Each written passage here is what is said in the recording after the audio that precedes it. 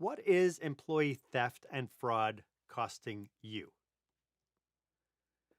That never happens in my business, ever. I can trust everybody who works for me. Think again. That's what we're talking about today on Marc Haine Live.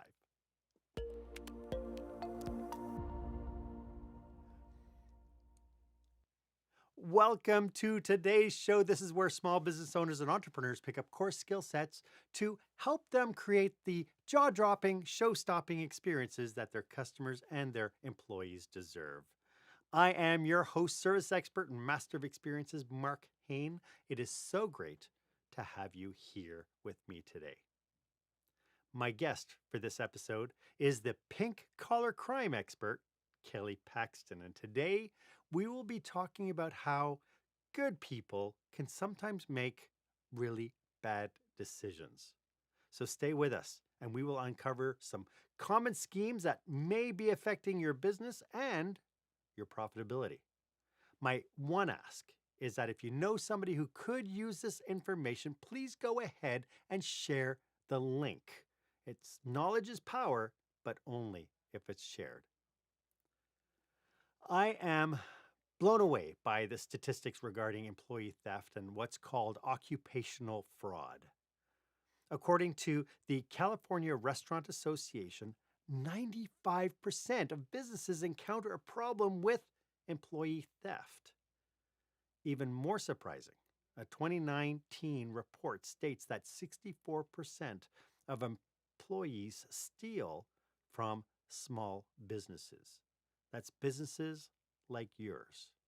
So this brings us to our question of the day.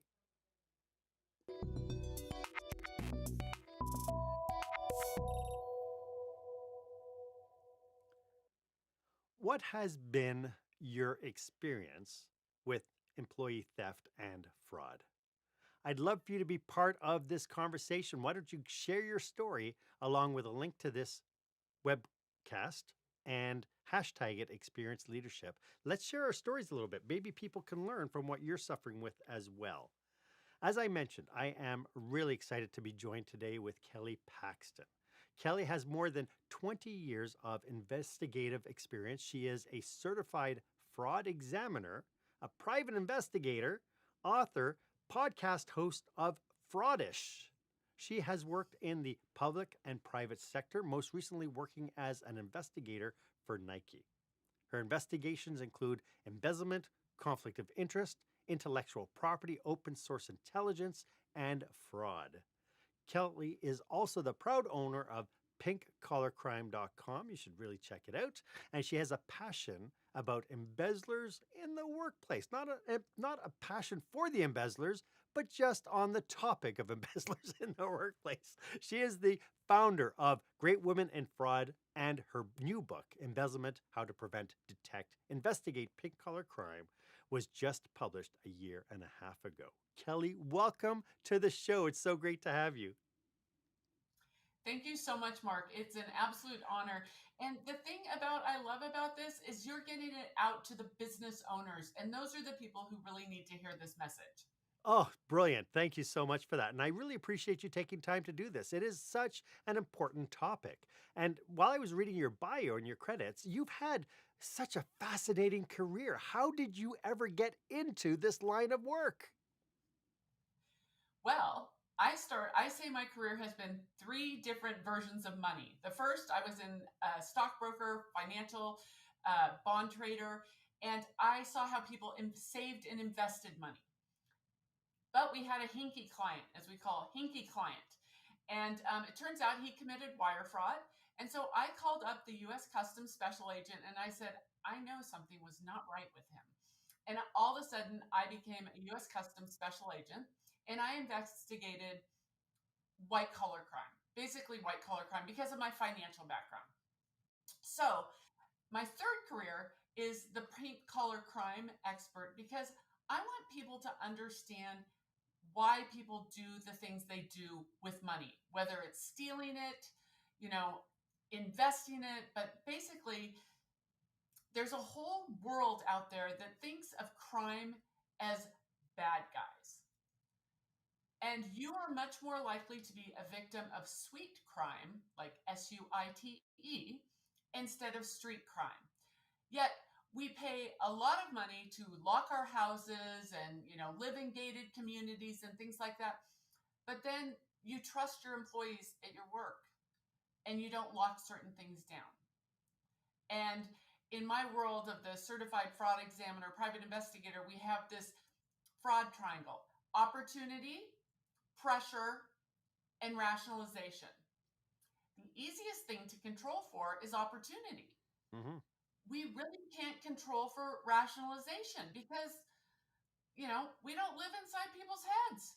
Right, right. So Yeah. what's the difference when we've heard white collar crime and blue collar crime? What's the difference between white collar crime and pink collar crime? So white collar crime is the big umbrella, and then pink is in it. But what's interesting is a subset of it. What's interesting is until 1939, people thought of criminals as icky people, people that lived on the wrong side of the tracks, mental defect people, poor people. And then a famous sociologist came along and he said, there's this thing, it's called white collar crime, and it's people of respectability and high social status who, commit crime. Now, he made it about the offender, not the offense, but that became white collar crime. So, not until 1939 did we even have the definition of white collar crime. And I think we know it pretty well. Rich people can be criminals. No. Really? Yeah. But up until 1939, no. People there was no term of white collar crime.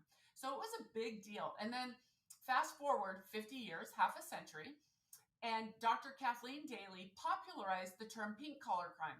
Now, this is the definition: low to medium level employees, comma, primarily women, comma, who steal from the workplace.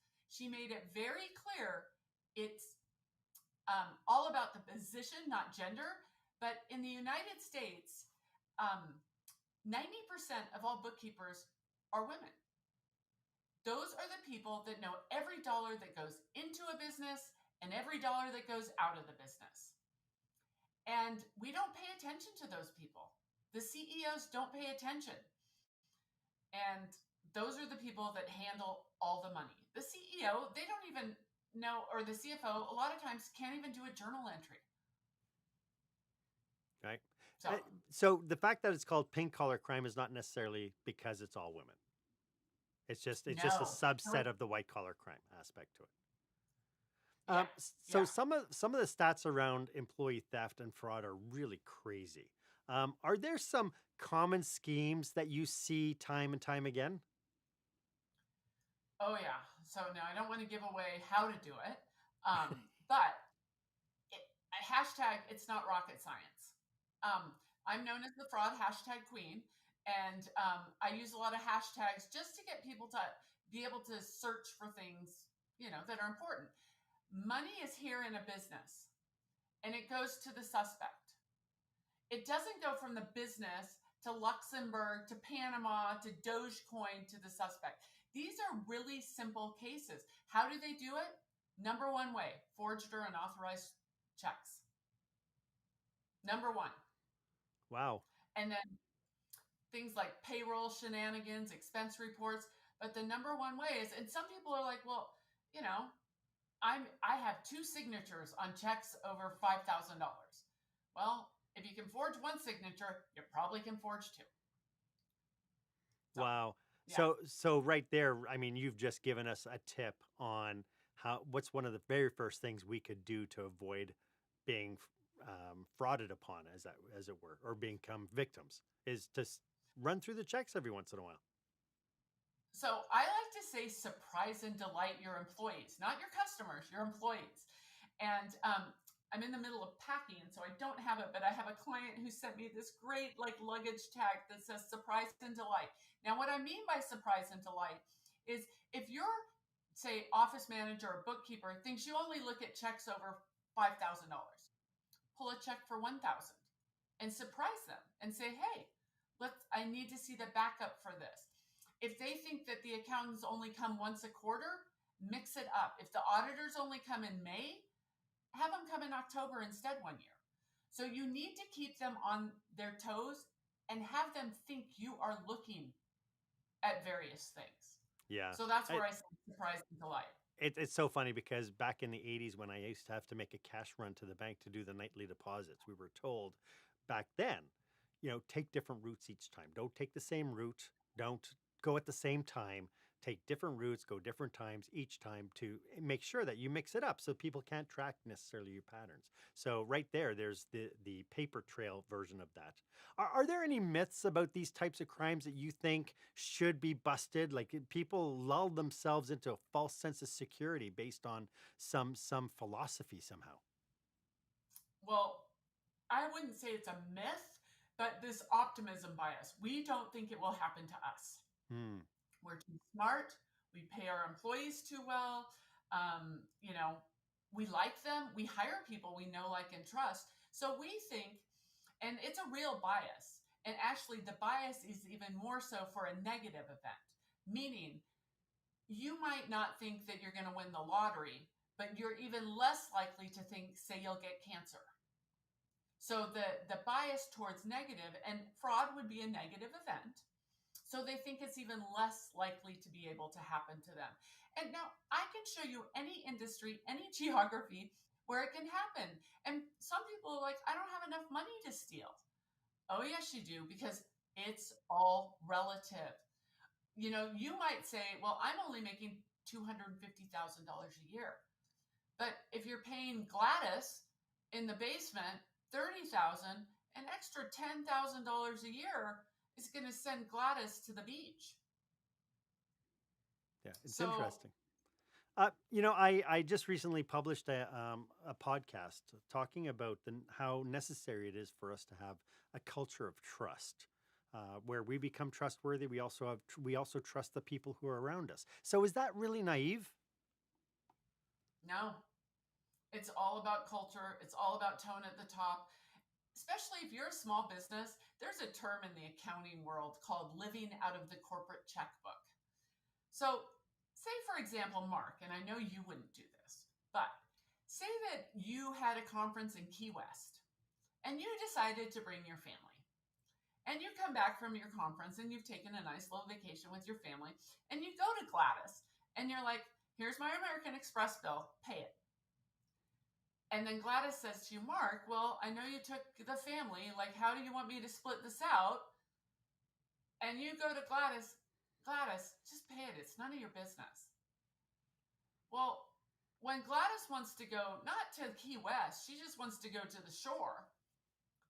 She's like, well, Mark cheated, so I'm going to take a little bit. And that's that rationalization.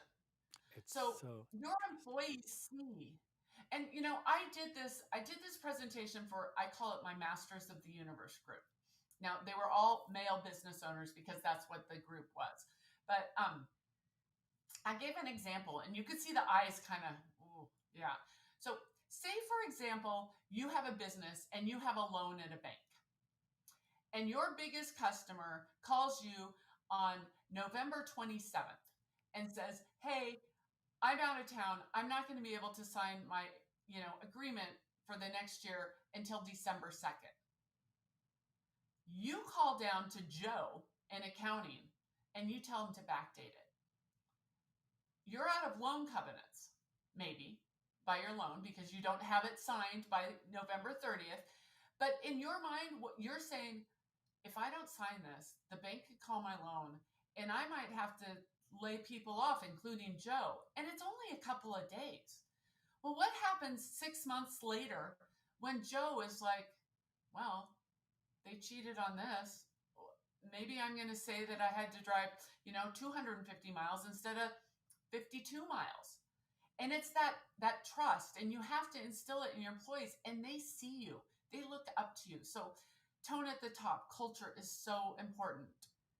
I love that tone at the top, and I can tell you, having grown up in the restaurant industry, I had clients who would skim the cash. They had the cash hooked up that sometimes it wouldn't record all the sales, And then at some point, the owners would then have to go into the till so that the till would balance at the end of the night and they'd skim out the cash. And then they were pulling out their hair months later when they realized that, their money's disappearing. And what was happening was because the owners were skimming the cash, the employees thought, well, he's not going to know if I take an extra 20 or he's not going to know if I take 40. Hey, we were super busy today. I'll take 60. And they couldn't, and the owner couldn't understand why his business was going down the toilet. And to your point, people will do what you do as the owner operator as well. Well, and so another example, and I call this the get out of jail free card. So, say you're a business owner and you're skimming or you're paying for your kids' car payment, through the business. And this is a true story. So there was a woman who worked at a medical practice. And when she got caught, the owner confronted her with an attorney and said, "Hey, we know you've been stealing." They say it in the legal terms, but and we're going to turn you into law enforcement. And this woman said, "You know what? I know that you pay for your kid's car, your home and utilities, your, whatever. I'm going to turn you into the IRS and the State Revenue Authority." Now, the business owner was like, "Feel free, do it." Only 15% of embezzlement cases, and it's a hard number to prove, get turned into law enforcement because that employee has the get out of jail free card. Now, what's interesting about that real case was she did go to jail. Another company hired her, didn't do a background check. She starts stealing there because she owes restitution at the previous company, and she had a raging gambling habit. But she gets caught, and she does the exact same thing to this business owner. And she says to him, "I've warned you about Bob. As he walks by, he gives me a little pinch. And there's, Playboy centerfolds in the men's locker room. I'm going to turn you into the Bureau of Labor." Now, because we had told him that she was going to try and do this, he held fast. But there's a lot of employers that would just say, "You know what? Let's call it good. You're gone. Don't ever, ever give my name as a referral, and I don't ever want to see you again." So that's what happens. That get out of jail free card, because think about it. I don't know if you've been audited. No one wants to be audited. You have a theft, you have an embezzlement. You know what's going to happen? The cops need to see your books. Yeah. And people freak out. Now, cops don't know K1s and depreciation and blah, blah, blah, but everyone has a little bit of a guilty conscience. They're like, "Oh, do I really want the cop to see?" He might question that, my son, I pay for my son's car, and I'm going to have to explain that he comes home from college and on the weekends, he works for me. So, true It's stories. I it's only it's tell true stories. it's really interesting this because this whole dichotomy of what happens when you want to create a trusting relationship and a trusting workplace, but to your point, if there's anything wonky about the culture in which you're working in, it gets harder and harder to be able to do that. And I was lucky because my mentor way back when looked at me and he said, "Mark, just make sure you never do anything you might have to apologize for later." And for me, that Yeah. was a drive. That was a driving thing. It was like even through growing up as a leader and becoming a leader and so on. Did I make mistakes? Yes, I made mistakes, but I could always use that as my check to turn around and say, if somebody finds this out, will I have to apologize for it? And for me, that was a double check. That was my moral. That became my moral compass. Will I apologize for this later? Yeah. Everyone has a price. I've worked with a guy in the past and he's like, "I don't have a price." And I'm like, "Yeah, you do. You have a kid. If your kid gets sick, that's your price." Now, some Mm, people's price is, $20 every day. Other people's price is hundreds of millions, if not billions of dollars, or your kid's health or something like that. But I think it's disingenuous to say that, you know, you don't have a price because everyone right. does.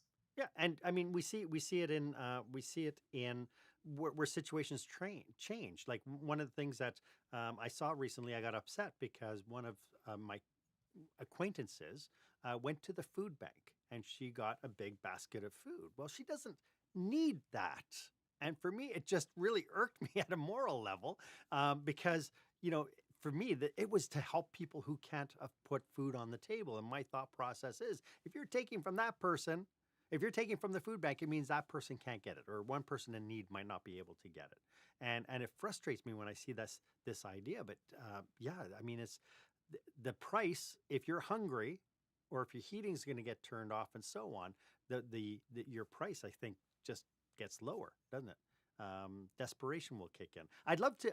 Yeah, I know that every time it's happened to me where I've been running an operation and I found out that people were stealing from me, um, the very first question I always ask is why? Like, why did this happen? Why did they feel inclined to do that? And I'd like to, when we come back, I'd like to talk a little bit more. You mentioned the fraud triangle. I'd love to mention a little bit more about that, and we'll get to that right after this.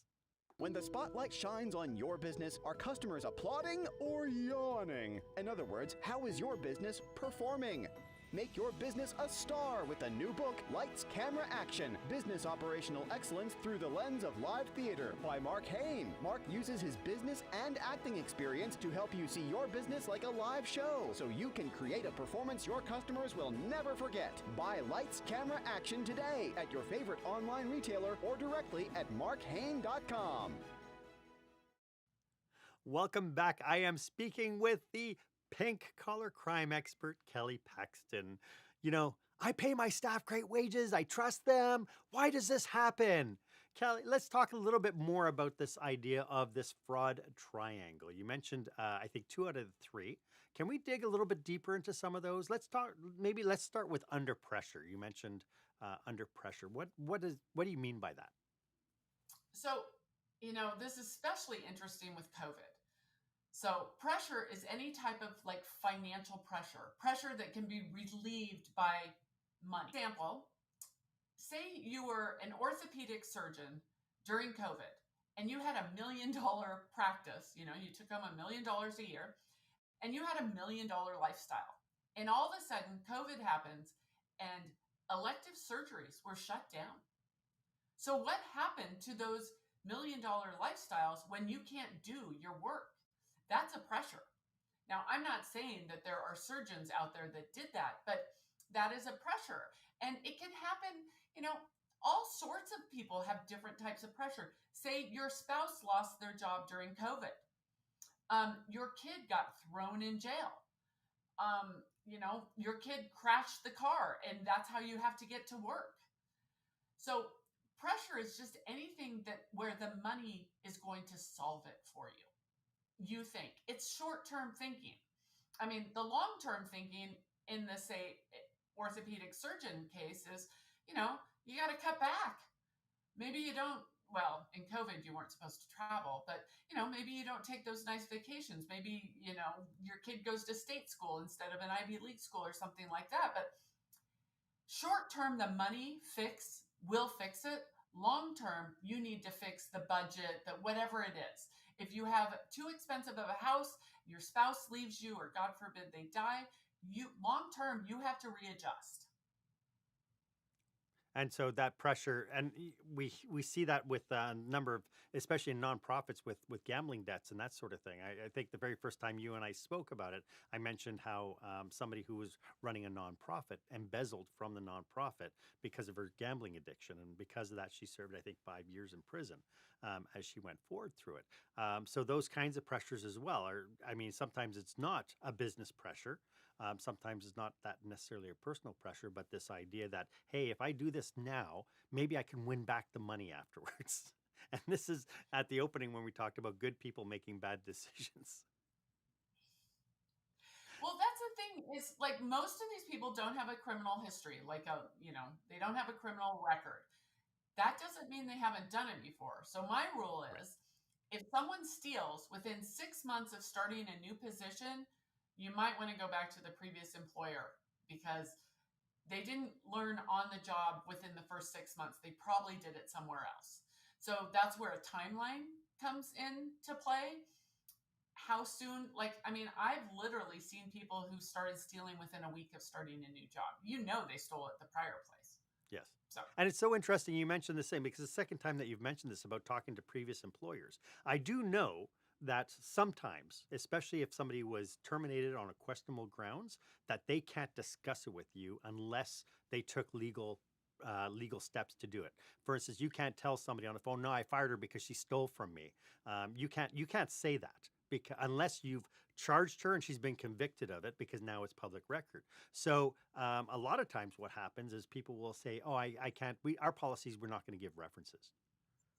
And for me, I train leaders that is a big red flag. If somebody's not going to give you a reference, then you have to ask one question and one question only. Would you rehire this person? And chances Yeah. are they will answer that question. They'll say no. And that is your early warning system right there. And it's free. It doesn't cost you anything.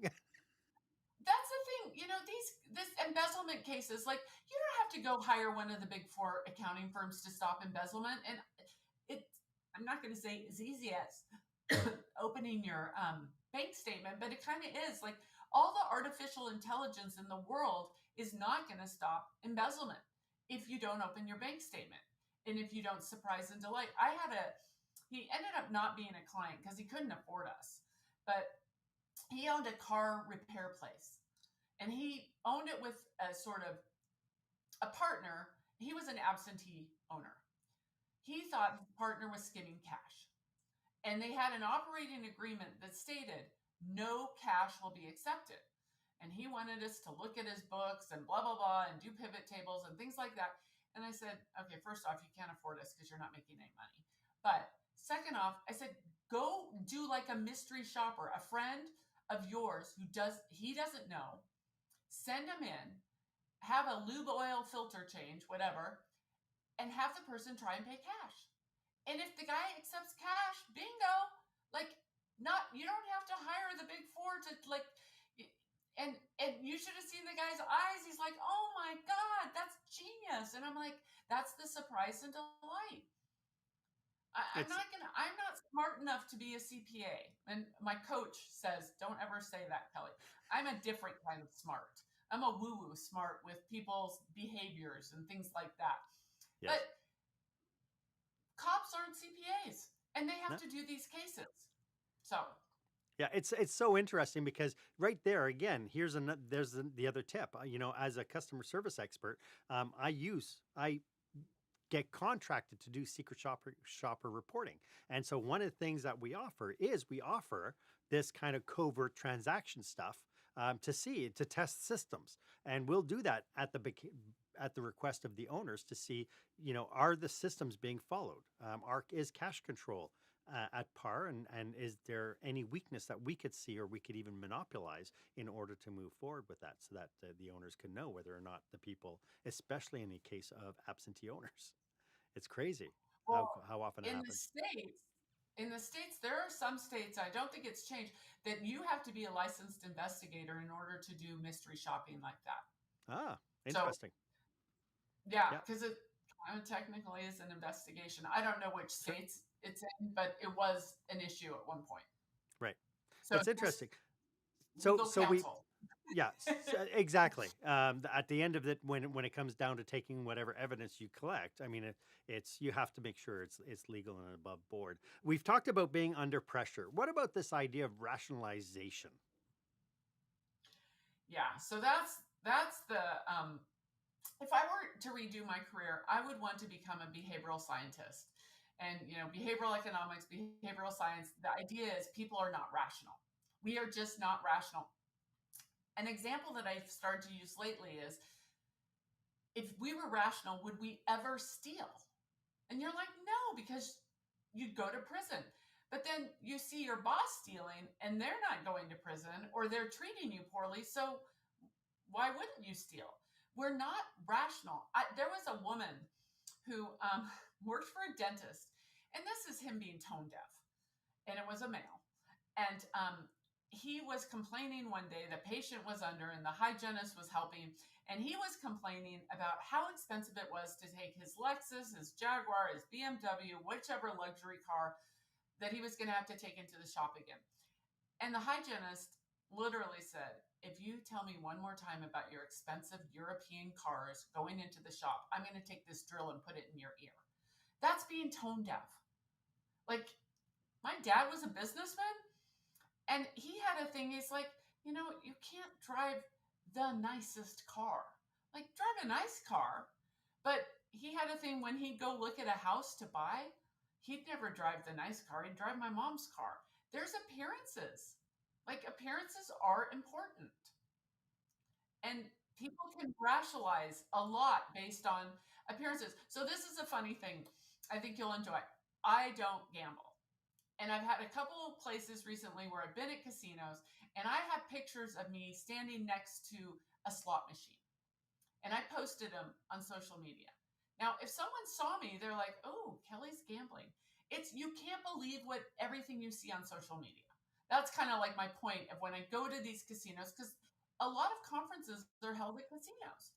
And so now I have these pictures of Kelly next to Willy Wonka's slot machine. And like someone's like, "Oh, Kelly's gambling." It's like, no, I do it. Then you can't always believe what's out there. Very true. Very true. The rationalization piece is really interesting as well, because I have seen it from the perspective of having, 400 employees, but yet the COO has a private parking spot. Everybody else has to walk the miles in order to get into the building. He's got the Porsche, right? So and it seems like at every opportunity, he gets in the Porsche, which everybody is absolutely sure that was a business deal, kind of like a payoff to get a contract. Like everybody was talking about, oh yeah, he got the Porsche because he signed up with this construction crew or this construction company, and that because that they gave him a Porsche. And it's like, we don't know for sure, but that becomes the talk inside the culture. And so, to your point, that rationalization is, oh, I'm going to skim, some of the cash because he can afford it. That's the big thing. Oh, the business can afford it. In fact, when I talk to owner operators, one of the things I say is, do you actually let your staff know how well you're doing, how well the business is doing? And to this point, they turn around and go, well, no, we don't tell them how much profit we make or how well we're doing because they're just going to steal from us. So this is a really funny story. A plumbing company. There was a woman, and your hot water heater never goes out between 9 and 5. It goes out, at 5 a.m. or on the weekends or something like that. So this plumbing company had a woman, we'll call her Gladys, and the owner of the business said, "Gladys, you have to take the phone calls when we get these emergency calls at all hours." And she's like, "No, I work 9 to 5." And he's like, "No, you're going to take the calls." So she actually researched what it would cost to have an answering service. And she went to her boss and she said, "This is, XYZ answering service is going to cost this." He's like, "I can't afford it. It's your job." And so now Gladys baked cookies for the plumbers. Everyone loved Gladys, loved her. Well, her rationalization was, "I told the guy what it would cost. I asked to be paid an hourly rate for when I took the calls. He said I couldn't afford it." She goes, "I did his books." She literally stole what it would have cost him to hire the company. That was her rationalization. She probably ended up stealing more because she got angrier and angrier. But she brought cookies, home-baked cookies for the plumbers. The plumbers loved her. The boss was kind of a jerk to her, and she gave him the options. Like, go hire a phone service. I don't want to be called at 10 at night and have to call Joe the plumber, and you're going to pay for it. And he paid for it. But unfortunately, she went to prison. It's so amazing how easily it could have been all avoided, though, isn't it? Like, really, when you think about it, it could be, you could get rid of that whole scenario. Just to your point, not be tone deaf to what the conversation is actually about, and that is about a person's value and what they feel is important. It's so interesting. Yeah. The last thing on the triangle is opportunity. This is one of probably my favorite, because when I go into working with bars, restaurants, casinos, this is one of the things that I find is probably the easiest thing to control, and yet time and time again, it's just, it makes me shake my head. It is the easiest thing to control, but at some point you kind of have to trust. Otherwise, sure. I mean, why are you this successful business owner if you're working 26 hours a day double checking all your employees' work. But that goes to the surprise and delight. You Mhm. know, I consult for this water district, and people. This is another thing. People don't understand how other people live sometimes. Water district. I pay my bill pay, online bill pay. There are a lot of people that pay their bills in cash. And so I said, how do you account for it? And, he's, well, this, that. And I'm like, do you have a camera? And he's like, well, yeah. Does it cover the whole, like, front desk? Well, it's just right above where they'd normally take it. And I'm like, dude, you got multi cameras, because Sally just needs to move a couple of feet over and she's off camera. And so, you you kind of have to look at things kind of like a crook. Like, how would and I'm sure you've done that in your business. Like, what is the easiest way? And again, it's not rocket science. Yep. It's just not. I mean, you guys have Panda Express, the Chinese food, don't you? Yes. Okay, so they have the thing, if you don't get a receipt, your meal is free. You know what that's for. Yes. Yeah. Yeah. And I've seen it in other businesses as well. What a perfect way to be able to do that, because the customer will want a free meal. So they're going to be, he gave me the receipt. Damn it. Yeah. Exactly. So, I mean, that's, again, you don't need artificial intelligence or the big four accounting firms to do these things. You need people that have been in the business and know. Like, I used to consult for a dental embezzlement company. These were people who actually worked in dental offices, so they knew. They knew the software. They knew when you could code things a certain way and things like that. You need that practical expertise to know where the opportunities are. Yes. Yeah. And once you put control systems in place, it can make a world of difference. It's to your point about checking the register, the check register, being able just to go through that and just see how things are being coded and put through. And to your point, shaking it up a bit and maybe looking at $50 transactions, $100 transactions, $500 transactions instead of all the big heavy ones. I was contracted to go into one establishment. They couldn't figure out why they weren't making money. When I did my first inventory with them, it turned out that their liquor pour cost was like 78%. It has to be somewhere between 20 and 24%. And when we started putting in inventory control, we made absolutely sure that every time we did inventory control, we let the staff know, hey, we're aiming between 20 and 24%. And that's a big leeway. That's huge. That's taking into account a 2% pour loss because of spillage and that sort of thing. And so every month we would publish the results. And it was amazing how accountable everybody became when they knew that you were monitoring this stuff. And it became, from 78%, we all of a sudden within 4 months got it down to that 24%. And it increased performance at the time of the pour. People were more consistent, more cautious with what they were doing while they were doing it, because they knew at the end they'd get a report at the end of what they were doing. So how cool was that? Yeah. Most people want to be honest, but most people will cheat to a certain degree. There's some great work out there by Dan Ariely, who's a behavioral economist at Duke University. And the thing is most people will cheat up until the point they think they're still honest. And my thing is, I start a lot of presentations with a picture of a mirror. And it's like, at the end of the day, you need to look in the mirror and see a good person. Now, that good person might not be as good as you thought, but you're like, I'm not a cheat. I'm not Bernie Madoff. I just took, $10,000 this year. I didn't do a Ponzi scheme. And I paid for my kid to go to, get tutored or whatever it is. Go to Disneyland. So good. We all cheat to a little degree. It's just you said that you wanted to become a behavioral psychologist, and for me it seems like you're already there. Just out of curiosity, for people who are watching this, how do you serve your clients? Well, I kind of say I'm a fraud therapist on both sides of it. I talk to a lot of victims.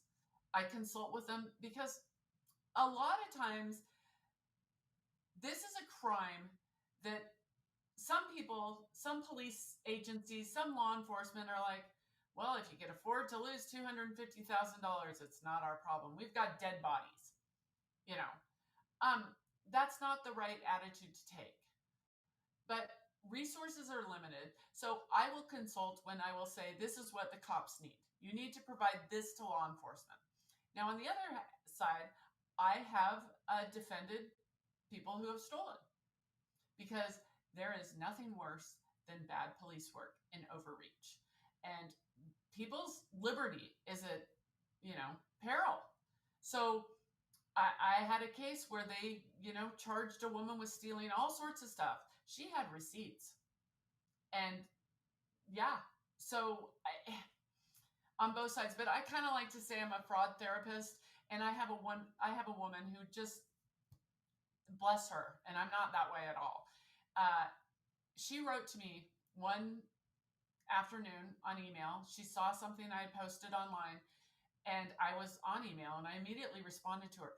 She was on her way to check herself into a mental hospital, because no one would listen to her.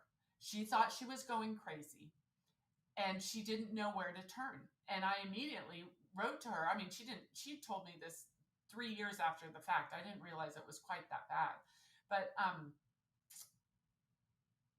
I'm there to kind of hold their hands and tell them that it does take this long. There's no CSI embezzlement. There's not an hour. People get really, really frustrated. If you're a victim of an embezzlement, you're like, why can't this be over? And I kind of guide them through the process. Very cool. And how can they get a hold of you, Kelly, if they want to look you up and have a conversation with you? Well, you very nicely put my little logo, pinkcollarcrime.com. I'm on LinkedIn, Kelly Paxton. I'm on Twitter. I love Twitter, PDXCFE. And I also have kellypaxton.com. So, I'm surprised you don't have a picture of yourself in a cape going, Kelly Paxton, PI. Well, I do wear a lot of pink. Oh, there you go. Hey, in the scope of things, how concerned should we be about time theft? That's an interesting thing with whole COVID and everything. Yeah. There's a lot of people working remotely. Time theft can be an issue because law enforcement doesn't want to deal with time theft. They consider it to be a management issue. But people are working remotely. But we've seen studies that show that people are actually working more hours than 40 hours in the office. Yep. So again, it's the culture. Are you going to be emailing your employees at 3 a.m.? Like, they're not going to like it. So time theft, they need to see you doing the work. So if you're out gallivanting and going to the south of France, and cars are black Ubers picking you up, and they're taking a yellow cab, and again, it's a lot culture, tone at the top. Yep. Yeah. Playing golf every afternoon. Yeah, exactly. I saw a stat this morning as we were getting ready to do this podcast, and I haven't been able to find any current. The last piece of content I found was in 2019, saying that the from 2018 to 2019, that the amount of employee thefts and fraudulent activity have gone up to almost double. Have you seen anything from 2019 to now through COVID? Have you seen anything that is saying that we're on an increase? So Warren Buffett, who I think we all would agree is pretty smart, says when the tide goes out, we'll see everyone who's not wearing shorts. So when there's a lot of money coming, and there has been from COVID and relief and all that sort of stuff, people don't pay attention. When things get tight, and I was just at this fraud retreat, and the professionals there think that, I don't want to say the R recession word is coming, but we've kind of been in a boom cycle, and eventually things go boom and bust. And when things do get a little tighter, people look closer. So that's kind of when our work increases. People also, there's a thing in behavioral science. If you're not working next to each other, so you're working remotely, that rationalization, it is easier to cheat and steal because your boss isn't looking at you. And there's work Ariely has done that shows that cheating increases when, and you know this from casinos, casinos don't have you pay with cash. It's chips because mentally that's a different feeling. Remote work is a different feeling. You're like, so there's a lot of companies who have decided to be generous and give like a $1,500 allowance to set up your home office. Well, fakereceipt.com, you can go on and say that you bought a $1,200 desk and instead you bought one for $12 on Facebook Marketplace. So people are we feel that there's going to be an increase in discovery of the frauds. Yes. Because the water levels dropped, you can see. Yeah. That's so cool. Hey, I'd like to talk a little bit about some cautionaries, and we'll do that after this. When you're delivering an important speech to a huge audience, it's easy to lose your place or go way over time. Give yourself an advantage with the Pro Speaker Presentation Speech Timer app. No more checking your watch or calling for time. The Pro Speaker Presentation Speech Timer app keeps you on track with easy-to-see timers, even changing color for visual prompts during your speech. And you can set audio cues to practice, or set it to vibrate so you don't even have to look. Be the pro you know you are. Download the app at speakerpresentationtimer.com. This has been an absolute fabulous conversation. I am speaking with the author of Embezzlement, How to Prevent, Detect, and Investigate Pink-Collar Crime. Kelly, tell us a little bit more about your new book. Well, so here it is. It's in pink. It's pink. It's kind of funny. My daughter calls it a pamphlet, and I'm like, it's not a pamphlet. It's over 100 pages. And, it kind of goes towards our attention span has gotten shorter. And I just ordered a book by a lawyer on ethics that is like this big. And I'm like, I'm not going to get through it. This book you're going to get through, and there's examples. So I have a lot of examples. I have citations.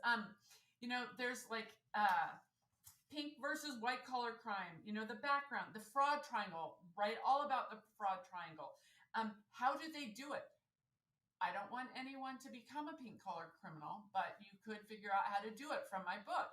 The difference between corporate fraud and healthcare fraud, and then also what happens after. This is so important. I don't like to be negative. And I will say that everyone I have dealt with, victims and suspects, when the gig is up, there is something good. There is a silver lining. The woman who reached out to me, who was, devastated and ready to check herself into a mental hospital, she actually got restitution, which is very unusual. But their business has increased a huge amount. Another woman, Cheryl Obermiller, who owned a construction company, she's tripled her business since this happened because it made them a better business person after it. So the book, I like to say, is just kind of like, it's little snippets, and they're all real stories. And it's an easy afternoon read, and you can get it on Kindle, because are you going to walk into your office carrying this book and have your employees see it? Like, I kind of think there's this little embarrassment factor of that. So you can do it on your Kindle too. Well, and I encourage people to get your book and read it. And while you're reading it, I want you to hum the Mission Impossible theme song. Any kind of cautionaries? We've been talking a lot today. You've given us a lot of hints. A lot of things become self-evident when you pinpoint the problem. Are there any cautionaries when people are dealing with fraud or employee theft in the workplace? Well, I call some certain things pink flags. One is make your employees take vacations, and real vacations, not 2 or 3 microcations that the sort of younger generation does. You need people to be cross-trained. So if you're gone for 2 or 3 days, no one's going to cover your work. But if you're gone 2 weeks, yeah, someone's got to cover your work. Goes through your mail, goes through your email, stuff like that. So many cases get discovered when someone either ends up going on vacation or gets sick, hospitalized, gets in a car accident. So it seems silly, but you need vacation time. And yeah, another thing is you got to be the first one to get to your mail, whether it's your home mail or a P.O. box you control. Um, I can get a bank statement, and if you have $1,000, I can make it look like $1,000,000. Trust but verify. I have all sorts. You can't see it; it's on the back of my computer. I have a sticker: trust but verify. The fat finger caper. A woman knew that she had written a check to ABC Company for $2,500, to XYZ Company for $4,000. She's going online, and online it says check 102, 2,500, check 103, 4,000. Well, she accidentally clicks the fat finger caper view image. The check to ABC wasn't ABC. It was to her office manager. She had changed it. So again, she had, for over a year, she ran a mental tally: 2,500, 4,000. She knew that she had signed those checks. She didn't realize was that the person changed the name. It's not that hard. Again, it's not rocket science. Yeah, So, and now we have all sorts of image editing software that's able to make stuff happen. So, yeah. this has been absolutely phenomenal, and you have so many different stories about this. I do encourage people to get your book to keep up on those stories. Do you have any last thoughts about what we're talking about today? This one is I love. It's called the parking lot audit. And I have to give a shout out to a colleague of mine, Deanna Sullivan. I called it just look out the window. And there's a guy who lives about 2 hours from me. He looked out the window one day and he saw his administrative assistant. We'll call her, oh, wait, what? Her name is Rhonda. And she pulls up in a brand new Cadillac Escalade. And he's like, I know what I pay Rhonda. And he decides to start listening to Rhonda. And Rhonda starts talking about her horses and her stables. And so he started digging. If the car doesn't match the salary, you might want to pay attention. That's the parking lot audit. Wow. Yeah, and so the same thing goes with devices. All of a sudden, people are buying new MacBook Pros or coming in with all sorts of gizmos. That's brilliant. Parking lot. Kelly, thank you so much. This has been a tremendous conversation. I really enjoy you sharing your passion and your expertise with us. Could you just remind everybody one more time, how can they get in touch with you? pinkcollarcrime.com, kellypaxton.com, or I'm Kelly Paxton on LinkedIn. Wonderful. Thank you again, Kelly. This has been brilliant. Brilliant, I tell you. Why don't you let me know if this was of value to you? As always, my offer stands. If you'd like 30 minutes of my time to brainstorm your business with you and your team, please feel free to book a time that works for you on my online calendar. The link is in the show notes. It's the one marked meetwith.markhaine.com. It would be my honor to be of service to you. And why don't you go ahead while you're here with us and leave a comment or a review about this episode? I'd love to get your feedback. Was this of value to you? Did you learn something? What was your big takeaway? Thanks again for joining me today. My name is Marc Haine. I hope you stay safe, stay healthy, and I hope you dare to be the exception.